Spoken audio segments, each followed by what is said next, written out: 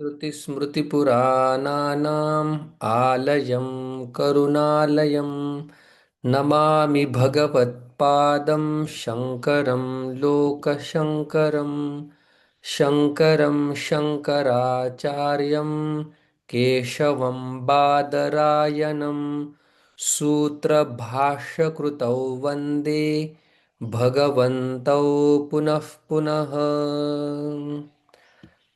तत्क्षेत्रं यच्च यादृक् यद्विकारि यतश्च यत् स च यो यत्प्रभावश्च तत्समासेन मे शृणु। यत् निर्दिष्टम् इदं शरीरम् इति तत् तच्छब्देन परामृशति। यच्च इदं निर्दिष्टं क्षेत्रं तत् यादृक् यादृशं स्वकीयैः धर्मैः च शब्दः समुच्चयार्थः।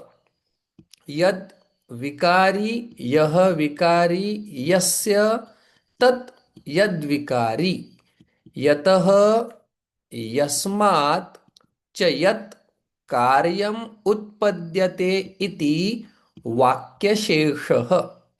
स च यः क्षेत्रज्ञः निर्दिष्टः सः यत्प्रभावः ये प्रभावाः उपाधिकृताः शक्तयः यस्य सः यत्प्रभावश्च।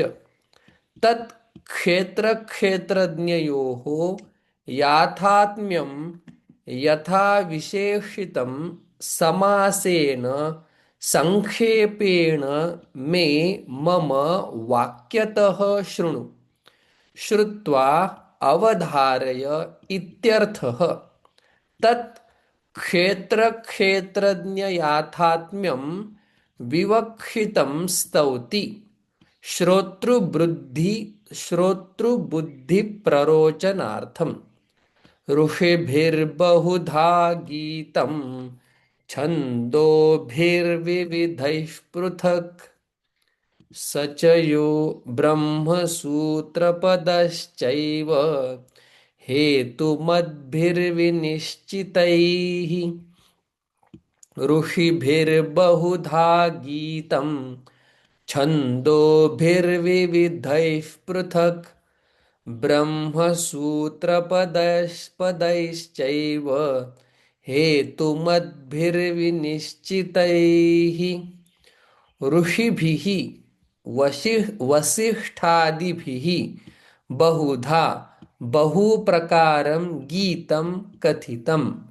छन्दोभिः छन्दांसि ऋगादीनि तैः छन्दोभिः विविधैः नानाभावैः नानाप्रकारैः पृथक् विवेकतः गीतं।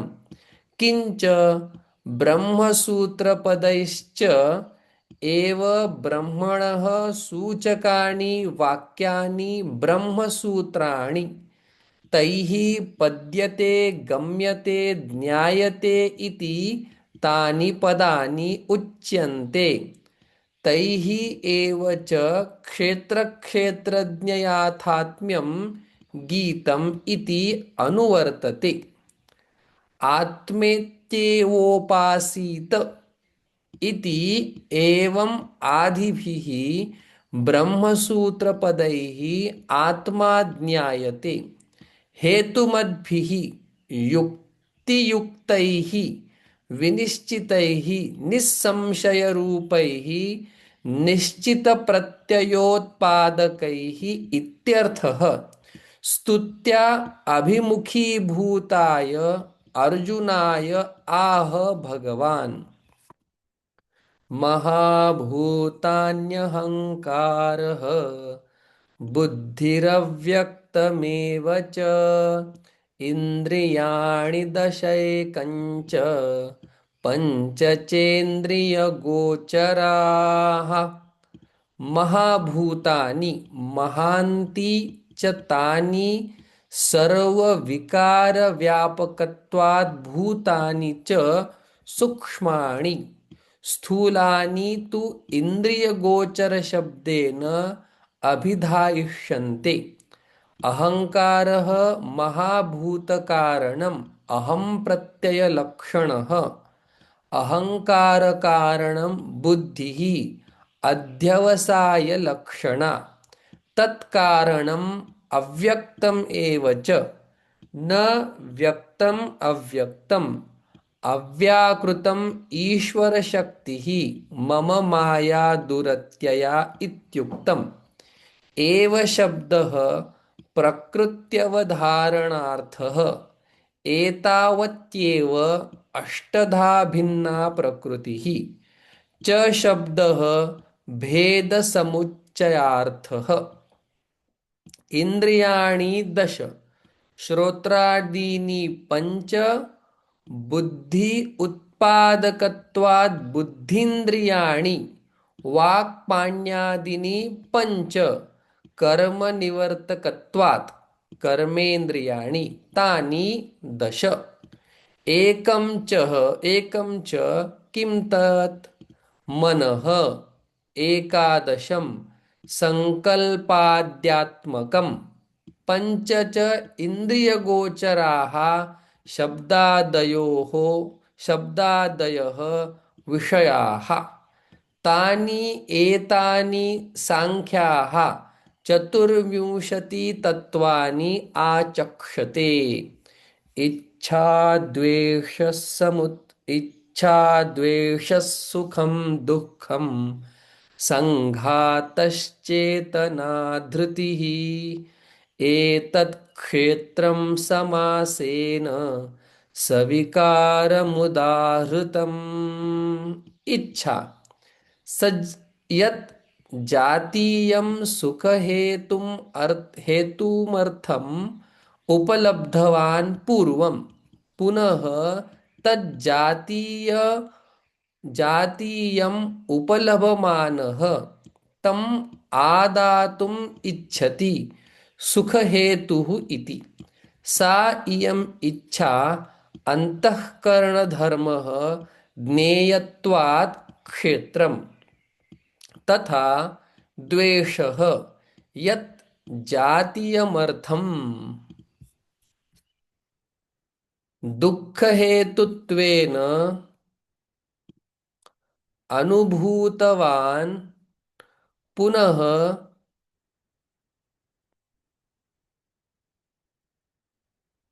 पुनः तज्जातीयमर्थम् उपलभमानः तं द्वेष्टि। सः अयं द्वेषः ज्ञेयत्वात् क्षेत्रम् एव। तथा सुखम् अनुकूलं प्रसन्नसत्त्वात्मकं ज्ञेयत्वात् क्षेत्रम् एव। दुःखं प्रतिकूलात्मकं ज्ञेयत्वात् तदपि क्षेत्रम्। संघातः देहेन्द्रियाणां संहतिः तस्याम् अभिव्यक्तान्तःकरणवृत्तिः। तप्त इव लोहपिण्डे अग्निः आत्मचैतन्याभास संविद्धा चेतना। सा च क्षेत्रं ज्ञेयत्वात् धृतिः यया अवसादप्राप्तानि देहेन्द्रियाणि ध्रियन्ते।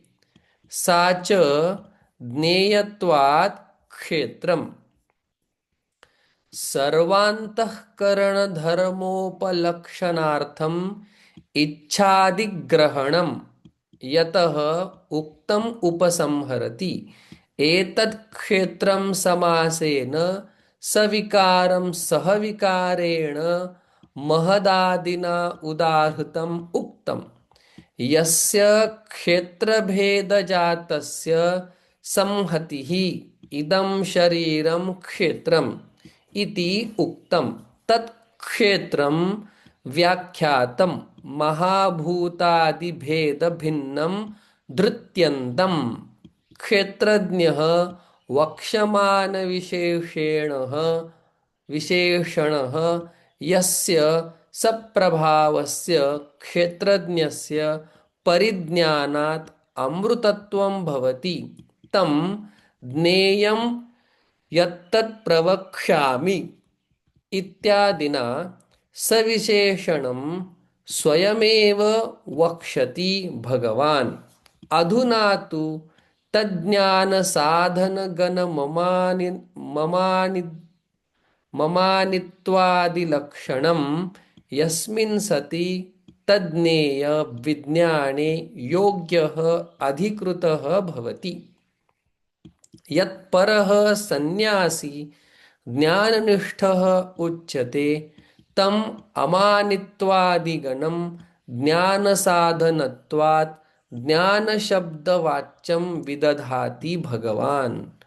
अमानित्वमदम्भित्वम् अहिंसा क्षान्तिरार्जवम् आचार्योपासनं शौचं स्थैर्यमात्मविनिग्रहः अमानित्वमदम्भित्वम् अहिंसा क्षान्तिरार्जवम् आचार्योपासनं शौचं स्थैर्यमात्मविनिग्रहः। अमानित्वं मानिनः भावः मानित्वम् आत्मनः श्लाघनं तद् अभावः अमानित्वम्। अदम्भित्वं स्वधर्मप्रकटीकरणं दम्भित्वं तत् अभावः अदम्भित्वम्। अहिंसा अहिंसनं प्राणिनाम् अपीडनं क्षान्तिः परापराधप्राप्तौ अविक्रिया आर्जवं ऋजुभावः अवक्रत्वम् आचार्योपासनं मोक्षसाधनोपदेष्टुः आचार्यस्य शुश्रूषादिप्रयोगेन सेवनं शौचं कायमलानां मृज्जलानां प्रक्षालनम् अन्तश्च मनसः प्रतिपक्षभावनया रागादिमलानाम् अपनयनं शौचं स्थैर्यं स्थिरभावः मोक्षमार्गे एव कृताध्यवसायत्वम् आत्मविनिग्रहः आत्मनः अपकारस्य आत्मशब्दवाच्यस्य कार्यकरणसंघातस्य विनिग्रहः स्वभावेन सर्वतः प्रवृत्तस्य सन्मार्गे एव निरोधः आत्मविनिग्रहः। किंच इंद्रियार्थेषु वैराग्यम् अनहंकार एव च जन्म मृत्युजरा व्याधि दुःख दोषानुदर्शनम्। इंद्रियार्थेषु शब्दादिषु दृष्टादृष्टेषु भोगेषु विरागभावः वैराग्यम् अनहंकारः अहंकाराभावः एव च जन्म मृत्युजरा व्याधि दुःख दोषानुदर्शनम्। जन्म च मृत्युः च जरा च व्याधयः च दुःखानि च तेषु जन्मादि दुःखान्तेषु प्रत्येकं दोषानुदर्शनम्। जन्मनि गर्भवासयोनिद्वारनिस्सरणं दोषः तस्य अनुदर्शनम् आलोचनं तथा मृत्यौ दोषानुदर्शनं तथा जरायां प्रज्ञाशक्तितेजो निरोधदोषानुदर्शनं परिभूतता चेति तथा व्याधिषु शिरोरोगादिषु दोषानुदर्शनं तथा दुःखेषु अध्यात्माधिभूताधिदैवनिमित्तेषु अथवा दुःखानि एव दोषः दुःखदोषः तस्य जन्मादिषु पूर्ववत् अनुदर्शनं दुःखजन्म दुःखं जन्म दुःखं मृत्युः दुःखं जरा दुःखं व्याधयः दुःखनिमित्तत्वात् जन्मादयः दुःखं न पुनः स्वरूपेण एव दुःखम् इति। एवं जन्मादि दुःख दोषानुदर्शनात् देहेन्द्रियादि विषय भोगेषु वैराग्यम उपजायते। ततः प्रत्यगात्मनि प्रवृत्तिः करणानाम् आत्मदर्शनाय एवं ज्ञानहेतुत्वात् ज्ञानम् उच्यते। जन्मादि दुःख दोषानुदर्शनम् किंच असक्तिरनभिष्वङ्गः पुत्रदारगृहादिषु नित्यञ्च समचित्तत्वम् इष्टानिष्टोपपत्तिषु। असक्तिः सक्तिः सङ्गनिमित्तेषु विषयेषु प्रीतिमात्रं तद् अभावः असक्तिः। अनभिष्वङ्गः अभिष्वङ्गाभावः। अभिष्वङ्गः नाम आसक्तिविशेषः एव अनन्यात्मभावनालक्षणः। यथा अन्यस्मिन् सुखिनी दुःखिनी वा अहमेव सुखी दुःखी च जीवति मृते वा अहमेव जीवामि मरिष्यामि च इति। क्व इति आह पुत्रदारगृहादिषु पुत्रेषु दारेषु गृहेषु आदिग्रहणात् अन्येषु अपि अत्यन्तेष अत्यन्तेष्टेषु दासवर्गादिषु तच्च उभयं ज्ञानार्थत्वात् ज्ञानमुच्यते।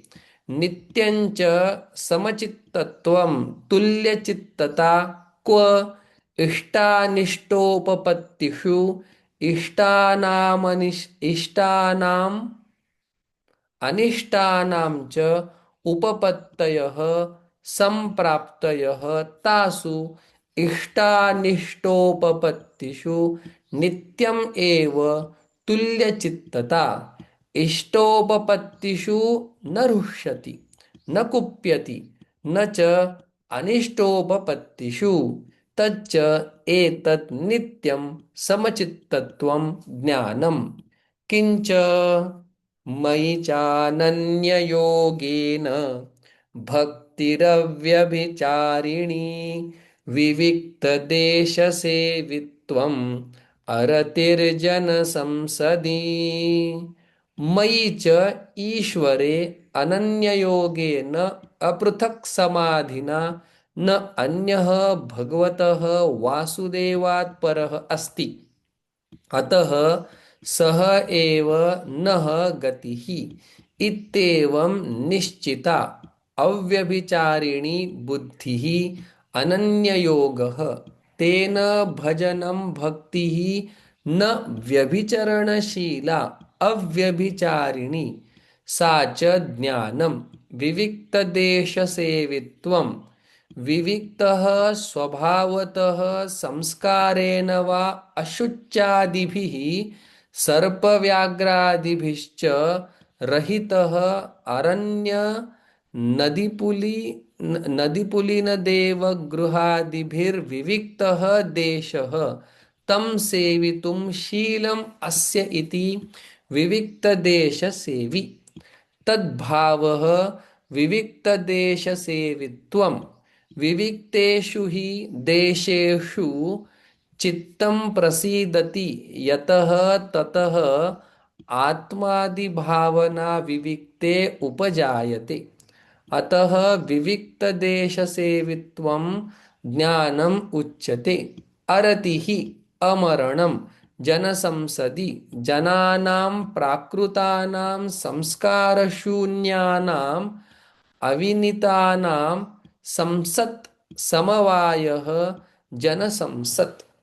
न संस्कारवतां विनीतानां संसत् तस्याः ज्ञानोपकारकत्वात् अतः प्राकृतजनसंसदि अरतिः ज्ञानार्थत्वात् ज्ञानं किंच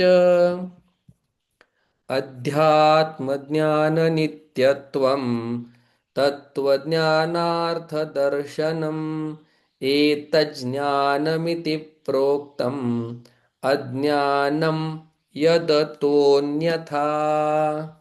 अध्यात्मज्ञाननित्यत्वम् आत्मादिविषयं ज्ञानम् अध्यात्मज्ञानम् तस्मिन् नित्यभावः नित्यत्वम् अमानित्वादीनां ज्ञानसाधनानां भावनापरिपाकनिमित्तं तत्त्वज्ञानं तस्य अर्थः मोक्षः संसारोपपरमः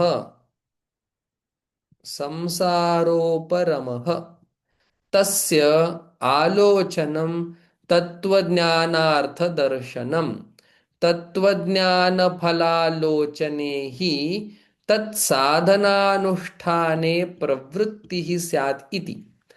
एतत् अमानित्वादि तत्त्वज्ञानार्थदर्शनान्मुक्तं ज्ञानम् इति प्रोक्तं ज्ञानार्थत्वात्। अज्ञानं यत् अतः अस्मात् यथोक्तात् अन्यथा विपर्ययेण मानित्वं दम्भित्वं हिंसा अक्षान्तिः अनार्जवम् इत्यादि अज्ञानं विज्ञेयं परिहरणाय संसारप्रवृत्तिकारणत्वात् इति। यथोक्तेन ज्ञानेन ज्ञातव्यं किम् इत्याशंकायाम् आह ज्ञेयं यत्तत् इत्यादि।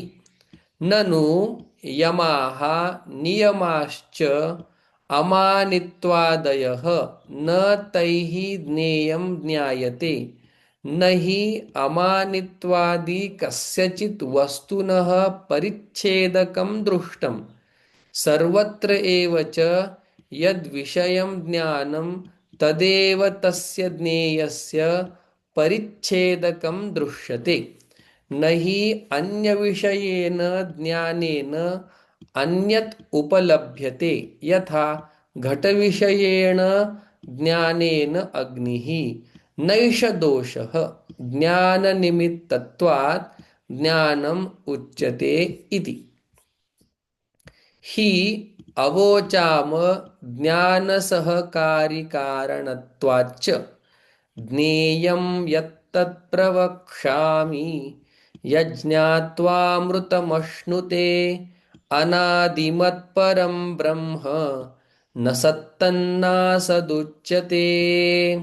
ज्ञेयं ज्ञातव्यं यत् तत् प्रवक्ष्यामि प्रकर्षेण यथावत् वक्ष्यामि किं फलं तत् इति प्ररोचनेन श्रोतुः अभिमुखीकरणाय आह यत् ज्ञेयं ज्ञात्वा अमृतम् अमृतत्वम् अश्नुते न पुनः म्रियते इत्यर्थः।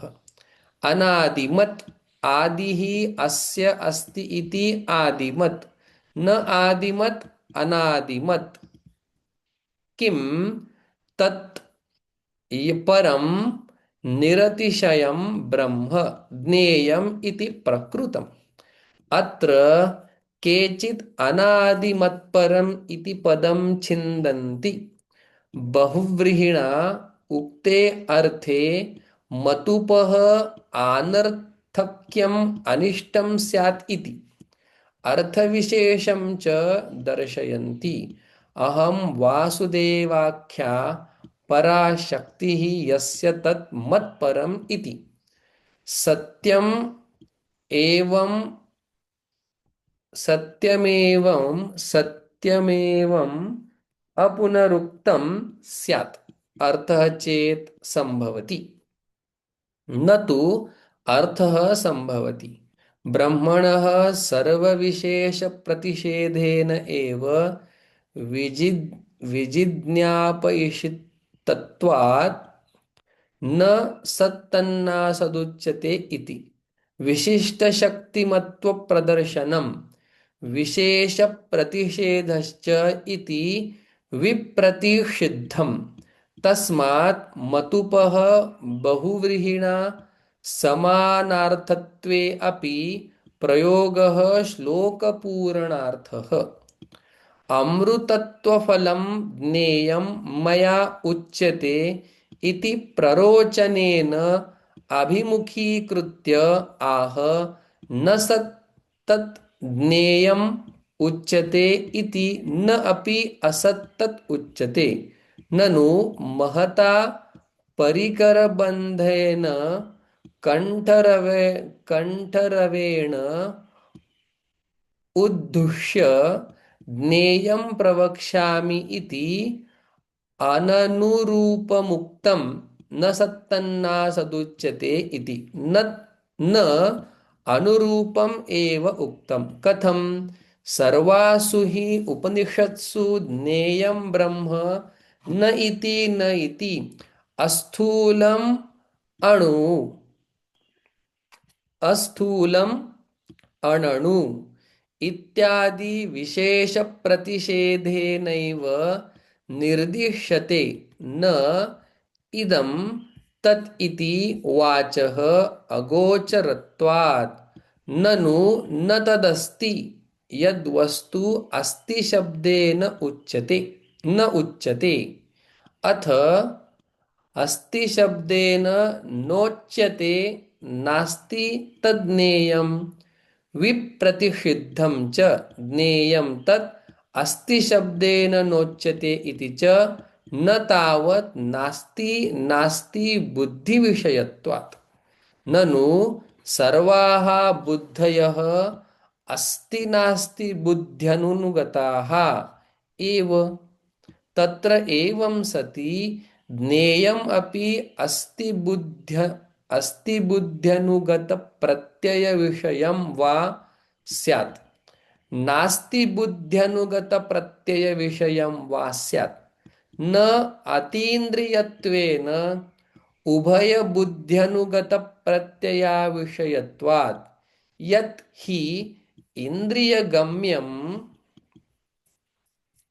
वस्तु घटादिकं तत् अस्ति बुद्ध्यनुगत प्रत्यय विषयं वा स्यात् नास्ति बुद्ध्यनुगत प्रत्यय विषयं वा स्यात् इदं तु ज्ञेयम् अतीन्द्रियत्वेन शब्दैक प्रमाणगम्यत्वात् न घटादिवत् उभय बुद्ध्यनुगत प्रत्यय विषयम् इति अतः न सत्तन्ना असत् उच्यते इति न सत्तन्नासत् इति उच्यते यत्तु उक्तं विरुद्धम् उच्यते ज्ञेयं तत् न सत्तन्नासदुच्यते इति न विरुद्धम् अन्यद् एव तद्विदितादथः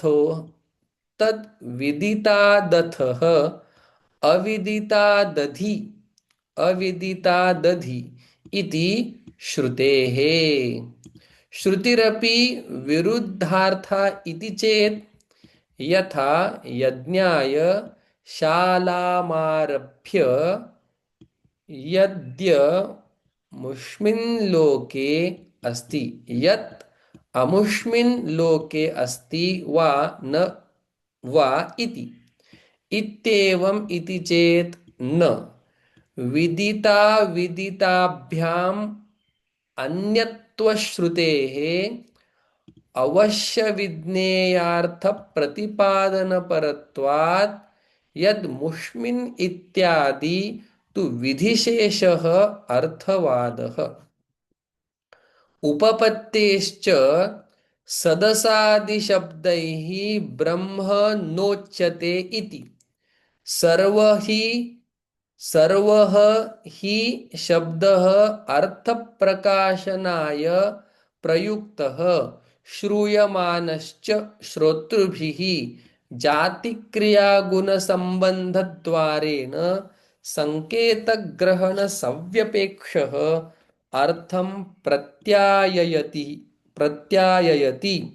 न अन्यथा अदृष्टत्वात् तत् यथा गौः गौः अश्वः इति वा जातितः पचति पठति इति वा क्रियातः शुक्लः कृष्णः इति वा गुणतः धनी गोमान् इति वा सम्बन्धतः न तु ब्रह्मजातिमत् अतः न सदादिशब्दवाच्यं नापि गुणवत् येन गुणशब्देन उच्येत निर्गुणत्वात् नापि क्रियाशब्दवाच्यं निष्क्रियत्वात् निष्कलं निष्क्रियं शान्तम् इति श्रुतेः न च सम्बन्धि एकत्वात् अद्वयत्वात् अविषयत्वात् आत्मवत्वात्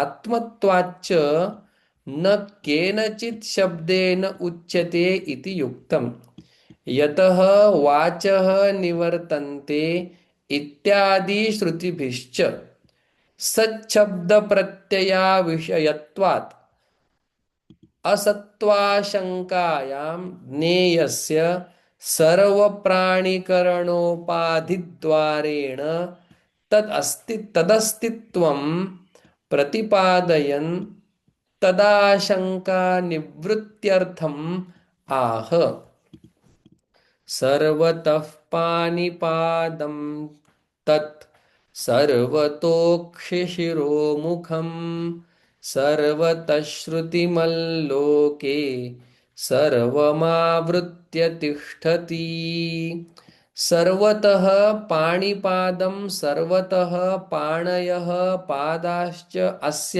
इति सर्वतः पाणिपादं तज्ज्ञेयं सर्वप्राणिकरणोपाधिभिः क्षेत्रज्ञस्य अस्तित्वं विभाव्यते क्षेत्रज्ञश्च क्षेत्रोपाधितः उच्यते क्षेत्रं च पाणिपादादिभिः अनेकधा भिन्नं क्षेत्रोपाधिभेदकृतं विशेषजातं मिथ्यैव क्षेत्रज्ञस्य इति तद् अपनयनेन ज्ञेयत्वम् उक्तं न सत्तन्नासदुच्यते इति उपाधिकृतं मिथ्यारूपम् अपि अस्तित्वाधिगमाय ज्ञेयधर्मवत् परिकल्प्य उच्यते सर्वतः पाणिपादम् इत्यादि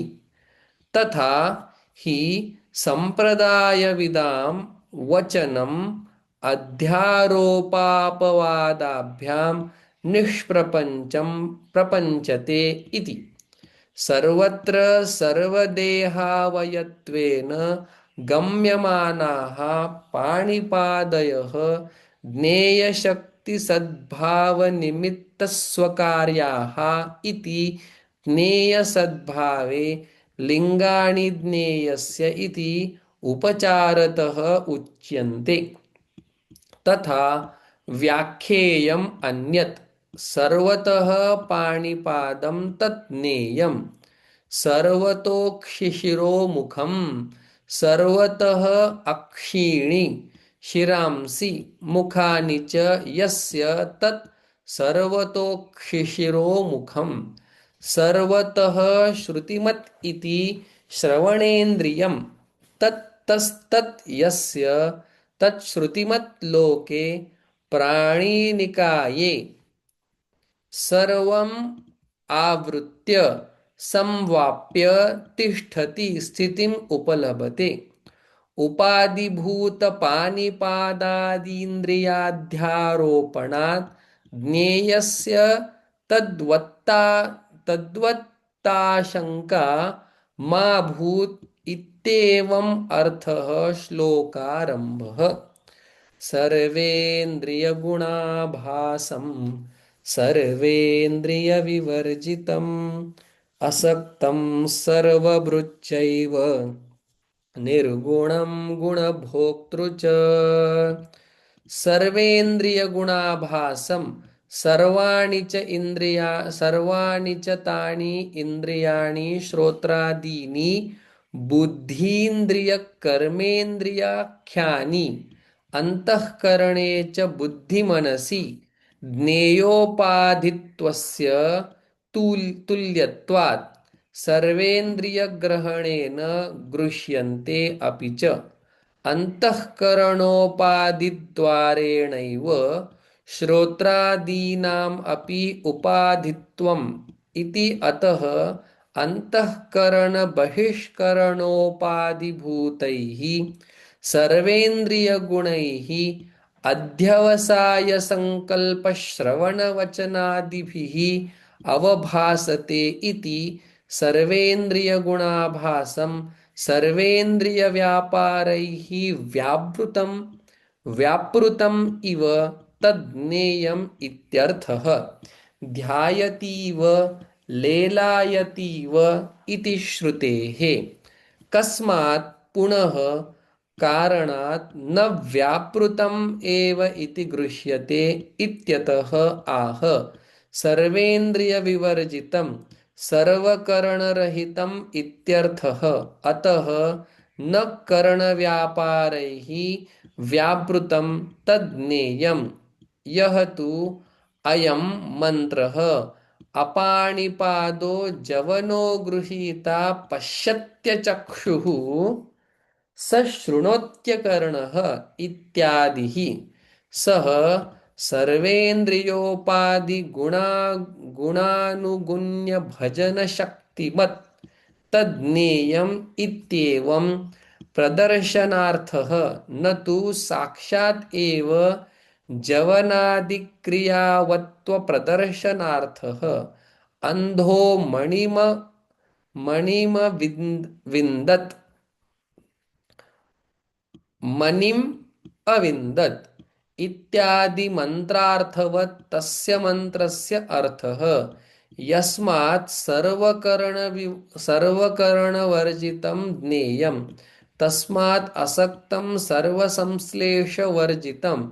यद्यपि एवं तथापि सर्वभृच्च एव सदास्पन्दं हि सर्वं सर्वत्र सद्बुद्ध्यनुगमात् न हि मृगतृष्णिकादयः अपि निरास्पन्दाः भवन्ति। अतः सर्वभृत् सर्वं बिभर्ति इति स्यात्। इदं च अन्यज्ञेयस्य सत्त्वादिगमनद्वारं निर्गुणं सत्त्वरजस्तमांसि गुणाः तैः वर्जितं तज्ज्ञेयं। तथापि गुणभोक्तृ च गुणानां सत्त्वरजस्तमसां शब्दादिद्वारेण सुखदुःखमोहाकार परिणतानां भोक्तृ च उपलब्धृ च तज्ज्ञेयम् इत्यर्थः।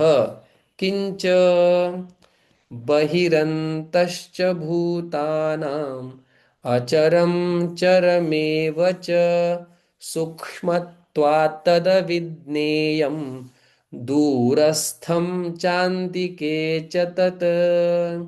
बहिः त्वक्पर्यन्तं देहम् आत्मत्वेन अविद्याकल्पितम् अपेक्ष्य तम् एव अवधिं कृत्वा बहिः उच्यते।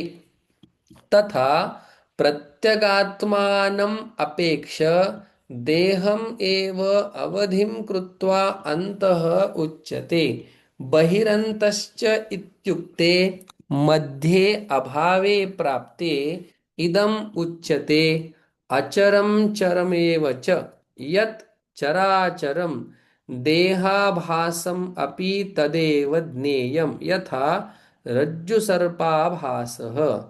यदि अचरं चरम् एव च स्यात् व्यवहारविषयं सर्वं ज्ञेयं किमर्थम् इदम् इति सर्वैः न विज्ञेयम् इति उच्यते।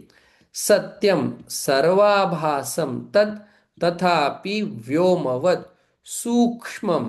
अतः सूक्ष्मत्वात् स्वेन रूपेण तज्ज्ञेयमपि अविज्ञेयम् अविदुषाम्। विदुषां तु आत्मवद् आत्मैव आत्मा एव इदं सर्वं ब्रह्म एव इदं सर्वम् इत्यादि प्रमाणतः नित्यविज्ञातम् अविज्ञाततया दूरस्थं वर्षसहस्रकोट्यापि अविदुषाम् अप्राप्यत्वात् अन्तिके च तत् आत्मत्वात् विदुषां किंच शांति शांति शांति।